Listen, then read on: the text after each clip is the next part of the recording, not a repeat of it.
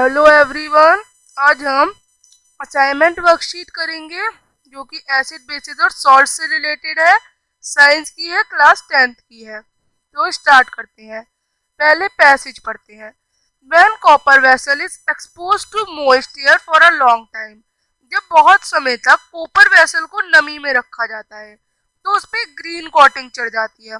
Copper corrodes by oxidisation, copper corrode हो जाता है ऑक्सीडाइजेशन के द्वारा।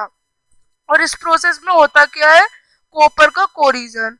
कैसे कॉपर रिएक्ट कर जाता है मॉइस्चर के साथ और गैसेस के साथ, जैसे कि ऑक्सीजन और कार्बन डाइऑक्साइड जो कि एयर में प्रेजेंट है।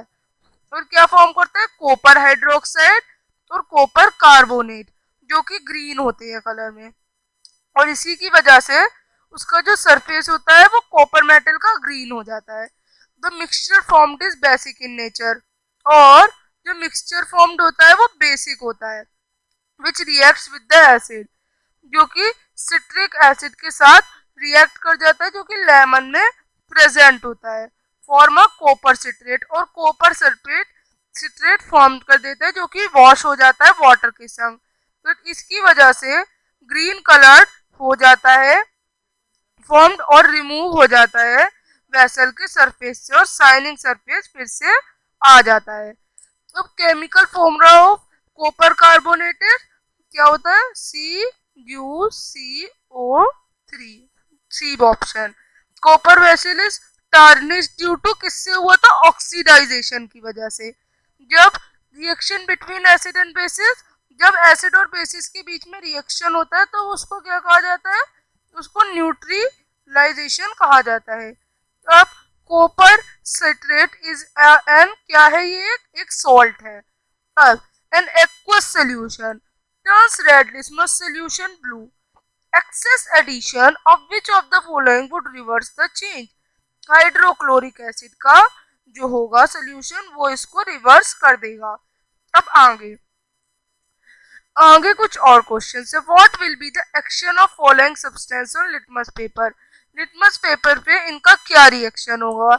ड्राई NaOH का कोई भी चेंज नहीं होगा। विनेगर का ब्लू लिटमस में रेड हो जाएगा। लेमन जूस ब्लू लिटमस में रेड हो जाएगा। कार्बोनेटेड सॉफ्ट ड्रिंक ये ब्लू लिटमस में रेड हो जाएंगी। कर्ड ब्लू लिटमस में रेड हो जाएगा, और सोप रेड लिटमस पेपर में ब्लू हो जाएगा। तो इस तरह से ये हम करेंगे।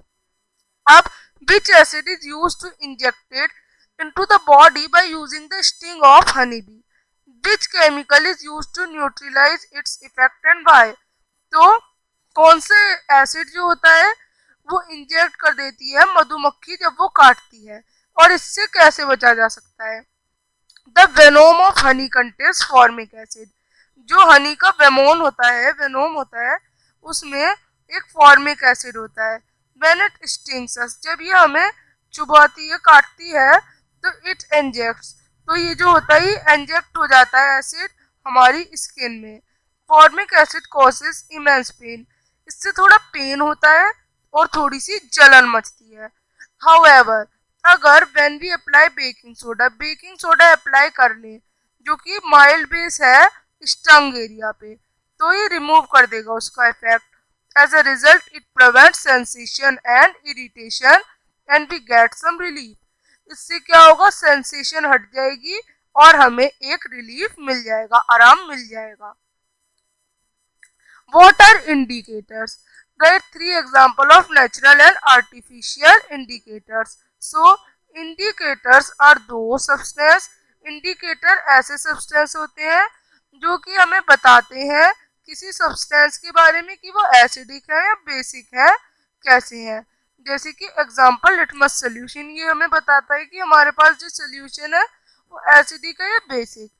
अब कुछ एग्जांपल्स बताने हैं नेचुरल इंडिकेटर्स के। Turmeric, grape juice, red cabbage, cherries, onion, beetroot etcetera, बहुत सारे हैं।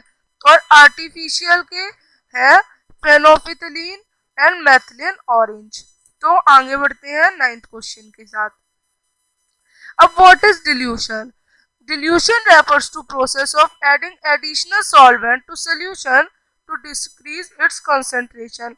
ये होता है इसमें क्या होता है, कुछ ज्यादा सॉल्वेंट डाल दिया जाता है जिससे कि जो सोल्यूशन है उसकी कंसंट्रेशन कम हो जाती है। अब इट इज एन एक्सोथर्मिक और endothermic reaction. So it is an exothermic reaction because इसमें large amount of heat release होती है। अब हमें कहा गया what are precautions to be take while doing dilution. So ones should wear safety gloves, acid should be added to water and not water to the acid, or third, one should wear safety goggles and stay as far as possible from the acid। 10th question, 10th है what are antacids। ये antacids क्या है?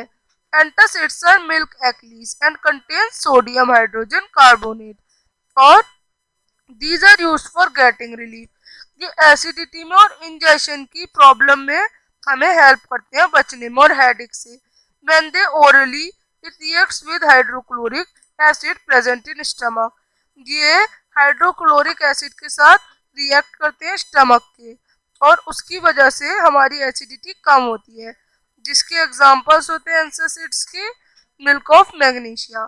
तो इस तरह से worksheet हम करेंगे। अब हम मिलेंगे नेक्स्ट वर्कशीट के साथ, तब तक के लिए बाय।